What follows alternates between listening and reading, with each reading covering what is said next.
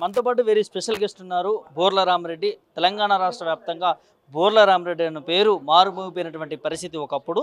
So ఇవాళ తెలంగాణ భవన్లో కేసీఆర్ గారిని మరి బోర్ల రామిరెడ్డి కలవడం జరిగింది. సో దేనికోసం కలిశాడు, ఎందుకోసం కలిశాడు అని చెప్పి వారితో మాట్లాడించే ప్రయత్నం చేద్దాం. నమస్తే అండి. నమస్తే. కేసీఆర్ని ఎందుకు కలవాల్సి వచ్చింది? మీరు ఒక బోర్ల రామిరెడ్డి అంటే తెలంగాణ రాష్ట్ర వ్యాప్తంగా అందరికీ తెలుసు. సో తన కష్టమేంది, తను ఏం చేసిండు, నీళ్ళ కోసం ఎంత పోరాటం చేసిండు అనేది. సో మళ్ళా కేసీఆర్ ప్రభుత్వం పోయింది, కాంగ్రెస్ ప్రభుత్వం వచ్చింది, 1 year అయిపోయింది. సో ప్రతిపక్షంగా ఉన్నటువంటి కేసీఆర్ దగ్గరికి బోర్ల రామిరెడ్డి దీనికోసం వచ్చాడు. ప్రజాప్రభుత్వం కాదు, ఇది ఒక రాక్షస పాలన లేఖన జరుగుతున్నది. ఈ తెలంగాణ ప్రభుత్వానికి కేసీఆర్ ఎంత చేసిండో 10 సంవత్సరాలు ఇవ్వాలి, ఎంత సుభిక్షంగా బతికినో 10 సంవత్సరాలు అందరికీ తెలుసు. వాస్తవానికి వాళ్ళకు కూడా తెలుసు. కాకపోతే ఈ ఓరలేనితనాల వల్ల ఏదేదో మార్పు కోరాలన్న ఒక చిన్నపాటి దృక్పథంతో వచ్చిందే కానీ ఆ పాలన మంచిది కాదు అనేవాడు ఇవాళ ఒక్కడు లేడు. ఇవాళ ఈయన పాలన పట్టించుకొని ఈసడించుకునే వాళ్ళు 100కు 100% ఉన్నారు.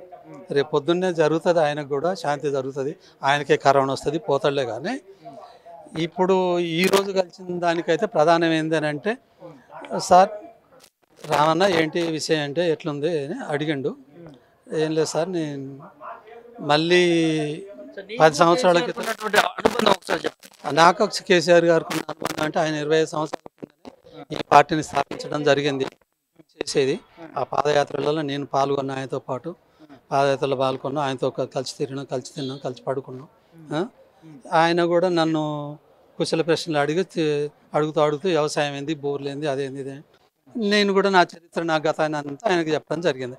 సార్ నాకు ఇన్ని ఎకరాల భూమి ఉంది, తోట ఉంది, 100 బోర్లు దాకేసాను, ఇట్లా కరెంట్ లేకపోయేది, రాత్రిపూట పోయి పడుకునేది, ట్యాంకర్లు పెట్టి చెట్టుకు నీళ్ళు పోసుకున్నాం, కన్నకోస తీస్తున్నాం, కానీ ఈ నీళ్లు లేక అవస్థపడ్డాం అని ఆయనకు కూడా వివరించడం జరిగింది. ఆ వివరణ మొత్తం ఆయన సెంట్రల్ గవర్నమెంట్ ముందు పెట్టిండు, మీడియా ముందు పెట్టిండు, ప్రతి జనాలకి కూడా నా అవస్థ, నేను తీసిన అవస్థ తెలంగాణ సబ్బణ జాతికి గుర్తు చేసినట్టుగా చెప్పుకొచ్చాడు. అదే ఆ మమకారంతో ఇప్పటికి కూడా ఆయన ప్రతి అసెంబ్లీలో ఒక టాపిక్, ఒక సందర్భంలో మాత్రం ఫలానా రామిరెడ్డి బోర్లు వేసేసి అనకుంటే ఏ అసెంబ్లీ జరగలేదు. నేను వింటాను కాబట్టి. కేటీఆర్ కూడా బోర్ల రామిరెడ్డి అని చెప్పి తను ఒక 100 బోర్లు వేసిండు, అట్లాంటి పాలన నుంచి మనం సుభిక్షంగా నీళ్ళు ఇచ్చినామని చెప్పి కూడా కేటీఆర్ కూడా వచ్చిండు. ఆయన మాట్లాడతాడు, హరీష్ రావు మాట్లాడతాడు, కేసీఆర్ గారు మాట్లాడతారు, అందరూ మాట్లాడతారు. ఎందుకంటే ఉన్నది వాస్తవం. అది నువ్వు ఏదో దొంగ లెక్కలు కాదు, దొంగ మాటలు కాదు. అది ఉన్న వాస్తవం చెప్పుకోవడంలో తప్పేం లేదు. అది వాళ్ళకు సభ్యత అనిపించింది, సంస్కారం అనిపించింది, మనతోటి వాళ్ళు అనుకూలంగా మాట్లాడటం, ఇంటర్ తీసుకోవడం. ఎందుకు కలిసారు అంటే మీ అనుబంధం ఉందని కలిసారా, లేకపోతే ప్రజా సమస్యల కోసం ప్రతిపక్ష నాయకుడికి చెప్పాలని? ఇంతకుముందు అనుభవం ఉన్నది. ఈ రోజు జరిగిన కార్యక్రమానికి ఎందుకు కలిసినామని అంటే ఇప్పుడు 10-15 నెలల్లో ఆయన చేసిన నిర్వాహకాన్ని గురించి చెప్పడం జరిగింది. ఏ నిర్వాహకం అంటే ఇప్పుడు గవర్నమెంట్ ఏ హామీలు ఇచ్చి ఏది సక్సెస్ చేసినట్టు చెప్పండి. ఒక్కటన్నా ఇలా రైతు బంధు అన్నాడు, అందరికి వచ్చిందా? రైతు బీమా అన్నాడు, వచ్చిందా? రుణమాఫీ అన్నాడు, వచ్చిందా? ఈ ఆడవాళ్ళకి 25,000 2,500 అన్నాడు, అది వచ్చిందా? గ్యాస్ సిలిండర్ అన్నాడు, అది వచ్చిందా?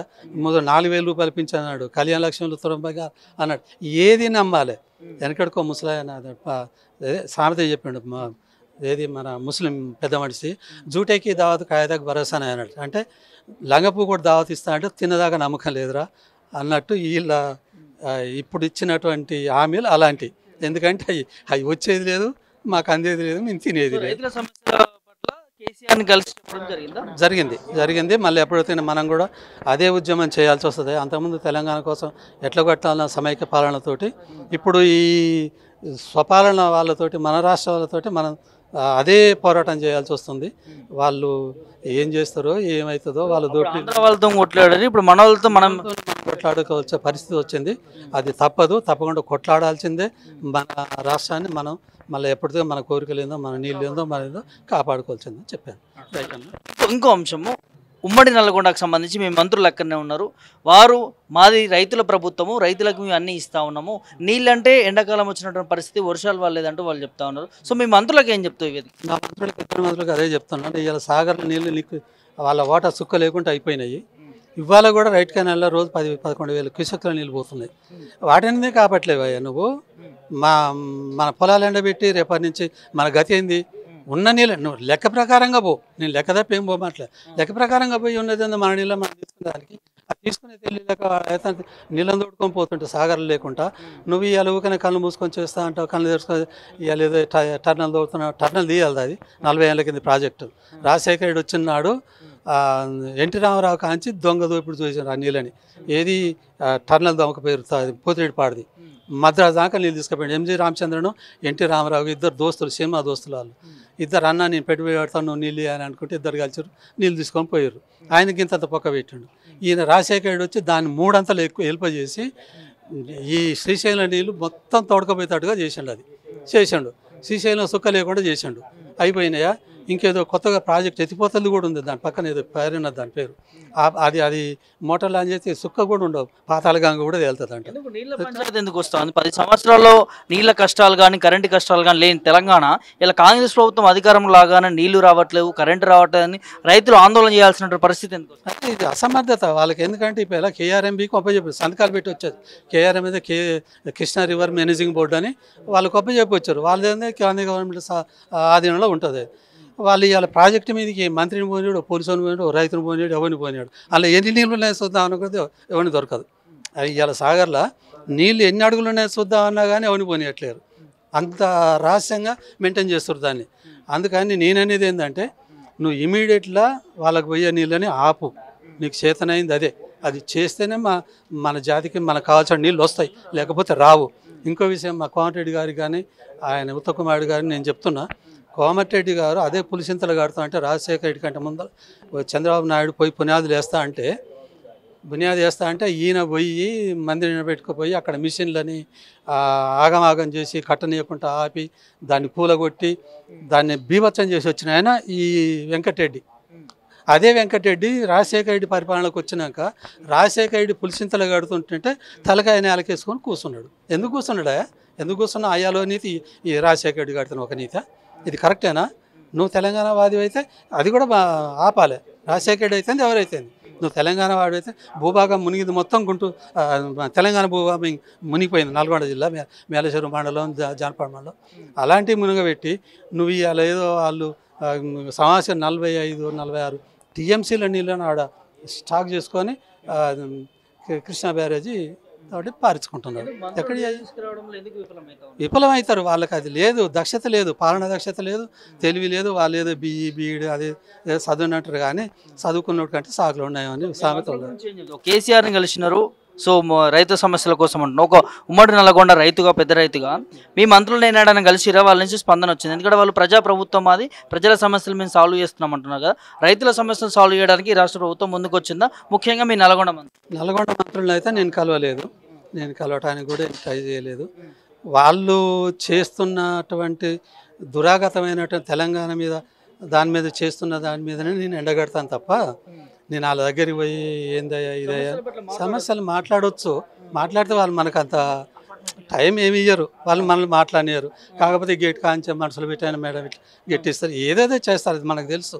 ఎందుకంటే వాళ్ళ అధికార దాహం అలాంటిది.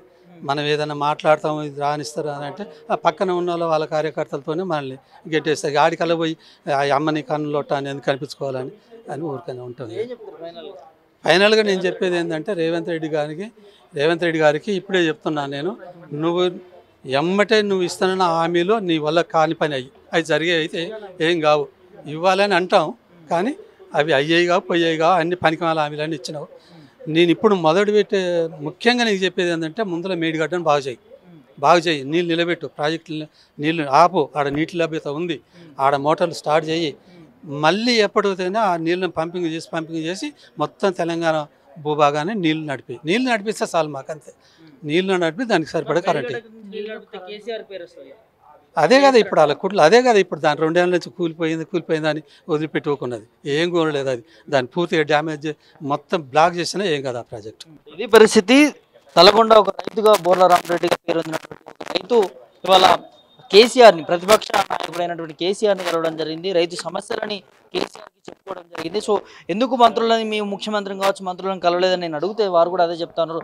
వాళ్ళు మాకు సమయం ఇయ్యరు, టైం ఇయ్యరు, మా ఏవైతే మేము పడుతున్న బాధలు చెప్పుకున్నా కూడా ప్రభుత్వం వినిపించుకునేటటువంటి పరిస్థితిలో లేదు. అందుకని మేము ప్రతిపక్ష నాయకుడైనటువంటి కేసీఆర్ దగ్గరికి రావడం జరిగింది. సో మేము ఎదుర్కొంటున్నటువంటి సమస్యలు ఏవైతే నీళ్లు కావచ్చు, కరెంటు కావచ్చు, మాకు ఇస్తాన్న హామీల పట్ల అసెంబ్లీలో కొట్లాడాలంటూ కూడా ఒక రైతుగా, ఒక పెద్ద రైతుగా నల్గొండ జిల్లా నుంచి రావడం జరిగింది. సో కేసీఆర్ని కలవడం జరిగింది. మా పట్ల మరి రైతుల పక్షాన ఉంటామని చెప్పి కూడా మాకు హామీ ఇచ్చారని చెప్పి కూడా బోర్ల రామరెడ్డి గారు చెప్తున్నటువంటి అంశాన్ని చూస్తాను. రేవంత్ రెడ్డి ప్రభుత్వం పైన రైతులందరికీ కూడా నమ్మకం పోతా ఉన్నది. సో ఏరుకోరి తెచ్చుకున్నటువంటి ప్రభుత్వం మాకు అన్యాయం చేస్తున్నదని చెప్పి కూడా ఆవేదన వ్యక్తం చేస్తున్నటువంటి పరిస్థితి చూస్తాను. చూడాలి మరి అసెంబ్లీలో ఏ విధంగా బీఆర్ఎస్ పార్టీ రైతుల పక్షాన మాట్లాడితే గలమెప్పుతుంది. సో ఇటు రాష్ట్ర ప్రభుత్వం నుంచి ఏం జరగబోతా అనే అంశాన్ని వేచి చూడాల్సినటువంటి అవసరం ఉన్నది. కెమెరామెన్ శివతో ప్రభాకర్, మిర్రర్ టీవీ, హైదరాబాద్.